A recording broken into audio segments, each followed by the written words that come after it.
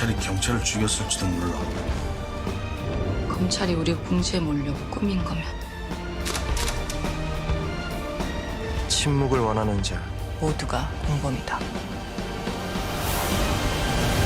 안녕하세요. 문화로 읽는 경제의 신기주 기자입니다. 오늘 다룰 작품은 바로 비밀의 숲 2입니다. 화제작이었죠. 검찰개혁과 검경 수사권 조정 문제를 정면으로 다룬 문제적 드라마였습니다. 두터운 팬층을 자랑하는 드라마이기도 한데요. 시즌2였던 만큼 비밀의 숲 시즌1이 아주 높은 인기를 끌었다는 걸 미뤄 짐작할 수 있겠죠. 하지만 시즌2로 돌아왔음에도 불구하고 시즌1만큼의 대박 인기를 끌지는 못했었습니다. 안타깝게도 말이죠. 시즌2가 시즌1만큼 인기를 끌지 못한 건 보통 속편이 전편보다 못하다는 얘기가 많습니다만, 비밀의 숲 2는 검찰개혁과 검경 수사권 조정 같은 뉴스로 봐도 좀 어려운 이슈들을 다루다 보니까 자막이 없으면 도대체 무슨 얘기인지 도통 모르겠다, 뭐 이런 얘기들 많이 했었습니다. 그래서 TV에서 생방할 때 본방사수를 하지 않고 넷플릭스로 자막 기능을 켜고 2번 정도 정주행해서 겨우 이해했다, 이런 시청자 여러분들도 많았죠. 그런데 이 이슈를 문화로 읽는 경제 비밀의 숲 2를 통해서 다루려고 하는 이유는요, 지금 우리가 신문 뉴스를 통해서 많이 보고 있는 라임과 옵티머스 사태에서 나오는 검찰 또는 경찰 또는 금융당국 또는 사모펀드하고의 어떤 연관고리들이 비밀의 숲 2에서 아주 잘 드라마틱하게 표현되어 있기 때문입니다. 대표적으로 검찰의 짜맞추기식 수사고요. 또 하나는 검찰의 사건 조작도 있죠. 검찰과 경찰의 수사권 조정 문제 그 사이에서 권력기관들끼리 권력을 놓고 쟁투를 벌이는 부분도 닮아 있습니다. 자, 이런 사전 지식이 없으면 비밀의 숲 2는 드라마를 봐도, 심지어 넷플릭스를 통해서 자막이 있게 봐도 무슨 내용인지 이해하기 어렵기도 합니다. 드라마가 제목처럼 비밀이 많아도 너무 많은 거죠. 하지만 대부분의 시사 이슈가 그렇듯이요, 무슨 일인지 국민들이 이해하기 어려운 순간 바로 그 이슈가 어쩌면 우리 삶을 갈라놓을 가장 중요한 이슈일지도 모릅니다. 그런 면에서 비밀의 숲 2는요, 이런 아주 중요한 이슈를 정면으로 다루었다는 면에서 칭찬받고 인정받을 부분이 분명히 있어 보입니다. 뉴스를 많이 안 보시는 분들을 위해서 라임펀드 사태나 옵티머스 펀드 사태에 대해서 간단히 설명드려보겠습니다. 라임펀드는 일단 2012년에 설립된 사모펀드입니다. 사모펀드는 아주 소수의 투자자들한테 돈을 모아서 아주 리스크한 모험적 투자를 하는 펀드들을 말하죠. 그런데 놀라운 건 2015년에 설정액 206억 원이었던 이 펀드가 불과 4년 만인 2019년에 설정액이 5조 6,600억 원까지 단기간에 급성장한다는 측면입니다. 이렇게 될 수 있었던 이유는요, 은행금리의 수시 20배가 넘는 수익률, 10%의 수익률을 보장해줬기 때문인데요. 그런데 세상에 공짜는 없습니다. 이렇게 높은 수익률을 보장해줬던 라임펀드에 뭔가 문제가 있었던 겁니다. 그게 지금부터 1년쯤 전인 2019년 7월에 서서히 밝혀지기 시작하는데요. 펀드 운영 과정에 불법 행위가 있었다는 고발이 접수됩니다. 그리고 금감원이 조사를 시작하고요. 그게 사실로 밝혀지게 되죠. 그 과정에서 불안을 느낀 투자자들이 이른바 펀드런 사태를 일으키게 되는데요. 내 돈을 돌려달라, 투자금을 돌려달라고 운용사 또는 판매사를 찾아가게 되는 거죠. 그리고 불과 3개월 만인 2019년 10월에 라임펀드는 판매 중단을 선언하게 됩니다. 판매 중단이라 함은 돈을 더 이상 돌려줄 수 없게 됐다, 이런 얘기였죠. 그때 발생한 피해자, 결국 돈을 투자했으나 돌려받지 못한 투자자들의 피해자의 숫자가 무려 4천여 명에 이르게 되고요. 그때 피해 규모가 1조 6,700억 원에 달하게 됩니다. 자, 문제는 사모펀드가 어떻게 피해자만 4천 명에 이르냐는 건데요.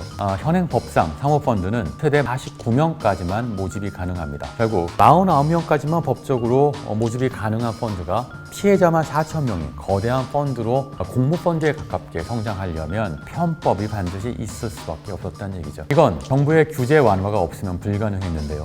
이전 정부였죠. 박근혜 정부 시절에 창조경제라는 이름으로 사모펀드에 관련된 규제가 급격히 완화된 측면이 큽니다. 이 부분에서 비밀의 숲과 매우 관련이 있는데요. 비밀의 숲에는 검찰을 중심으로 전관이 많이 등장합니다. 전관이라는 건 공식적으로는 존재하지 않습니다만 실제로 대한민국의 재벌 또는 지금 라임이나 이후 얘기할 옵티머스 같은 사모펀드에서는 전관을 통해서 본인들한테 불리한 규제를 완화시키기도 하고요. 또는 본인들한테 불리한 수사를 무마시키기도 합니다. 실제로 드러나고 있는 라임 사태 안에서 김봉현 스타모빌리티 회장, 라임의 메인 전주로 알려져 있죠. 이 인물이 전관들을 활용해서 또는 언론계 전관 또는 검찰이나 사법부의 전관들을 활용해서 라임의 불리한 수사를 무마하거나 라임의 불리한 규제를 완화시키려고 했던 정황들이 드러나고 있습니다. 심지어 현실의 라임 사태에서는 청와대 행정관까지 등장합니다. 비밀의 숲 2에서도 이런 모습들이 많이 나옵니다. 서로 짬짬이를 해서 밀어주고 봐주고 그러면서 특정한 재벌 또는 특정한 금융 집단한테 유리한 판결을 내리기도 하고요. 또는 규제를 완화시키기도 하죠. 그래서 이런 식의 법망을 지배하고 있는 검찰과 사법부 또는 언론에서 있는 카르텔이 존재했기 때문에 대규모 금융사기가 가능해지는 겁니다. 4천명이나 되는 1조 6천억이나 되는 대형 피해자가 발생할 수 있었던 것도 사전에 이런 식의 금융 카르텔이 존재했기 때문이고요. 그 핵심 가운데 등장하는 건 언제나 그런 지점들을 수사할 수 있는 권한을 기소 독점권을 갖고 있는 검찰인 겁니다. 비밀의 숲 2가 정면으로 다루고 있는 지점이죠. 특히 비밀의 숲 2란 드라마에서는요. 이제까지 드라마에서는 거의 등장하지 않았던 매우 예민한 이슈가 하나 등장합니다. 바로 검찰이 사건을 조작하고요.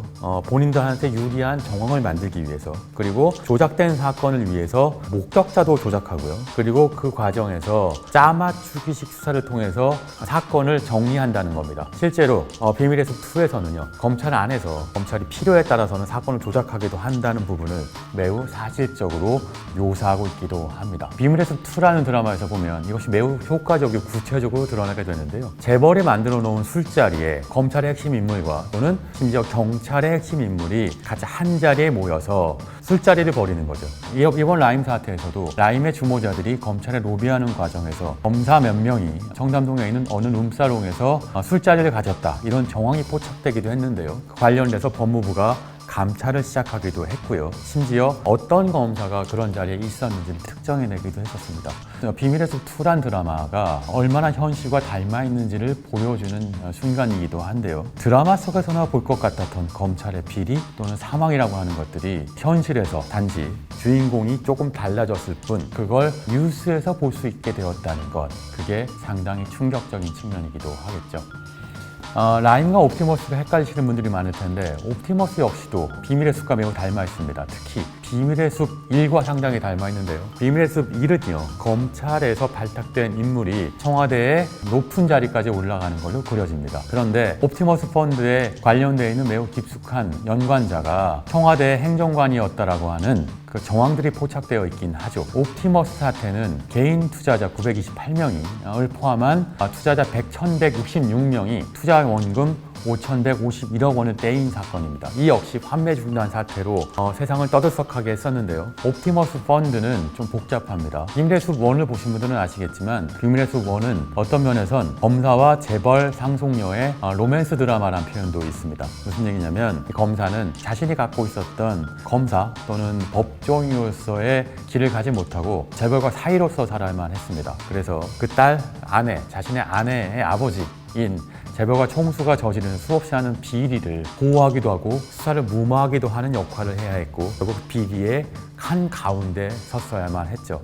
그 과정에서 큰 비극이 일어나게 되는데요. 그 2는요. 검찰과 경찰의 수사권 조정 문제를 다룹니다만 결론적으로는 검찰도 경찰도 모두 내부적인 문제가 있다는 결론에 이르게 됩니다. 모두가 다 자신들이 수사해야 되는 수사 대상과 어떤 식으로든 유착되고요. 그리고 자신들한테 불리한 사안은 공정하게 수사하지 않고 덮으려는 모습을 보입니다. 이게 바로 권력기관의 행리라고 묘사하고 있죠. 비밀의 숲 2는 이해하기 쉬운 드라마는 아닙니다. 넷플릭스의 자막이 없이는 쉽게 검찰 또는 금융권 또는 재벌 또는 경찰 그리고 그 권력 사이의 암투를 이해하기가 어렵죠. 그런데 우리가 뉴스를 볼 때도 가장 중요한 뉴스는 가장 어렵기도 합니다. 어렵기 때문에 그 문제를 이해하기 힘들어하고 그렇게 힘든 문제이기 때문에 어쩌면 가장 큰 전국의 뇌관이지만 게이트로 번지지 않는 경우도 많습니다. 비밀의 숲 2란 드라마라는 장르는 어쩌면 시청자들의 눈길을 끊임없이 끌어야 하는 엔터테인먼트 장르일 겁니다. 하지만 이 드라마가 어쩌면 뉴스에서도 쉽게 끌어당기지 못하는 시청자들의 눈 또는 관심을 끌어서 하고자 했던 이야기들은 바로 이렇게 어렵고 복잡한 펀드 사기 또는 정권과 검찰과 또는 권력기관들 사이의 카르텔 이런 복잡하게 보이는 이슈 이면에는 세상을 움직이는 힘이 존재하고 그 비밀의 숲의 이면을 볼 때만이 경제 정의가 바로 설 수 있다는 것을 얘기하고 싶었던 건 아닌가 싶습니다. 어려운 드라마지만 여러 번 볼수록 꼭 와닿는 측면이 있듯 복잡한 뉴스지만 그 뉴스의 이면엔 여러분들이 꼭 알아야만 하는 내용들이 도사리고 있다는 얘기죠. 검경협의회가 구성될 거야. 경찰과 검찰이 직접 논의해서 새로운 개혁안을 내자는 게 이 자리 취지 아닙니까? 지금의 수사권 조정이 병은 놔두고 병원만 바꾸는 게 안 되려면 검경 간에 단 하나라도 차이점은 있어야 하지 않겠습니까? 다른 병원을 가야 다른 치료법이 나오죠. 넌 아주 잘 드는 칼이야. 힘든 일에만 꺼냈으니. 지금까지 문화로 있는 경제였고요. 비밀의 숲 2를 통해서 그 숲속 깊숙이 숨겨진 사모펀드의 비밀들을 파헤쳐 봤습니다.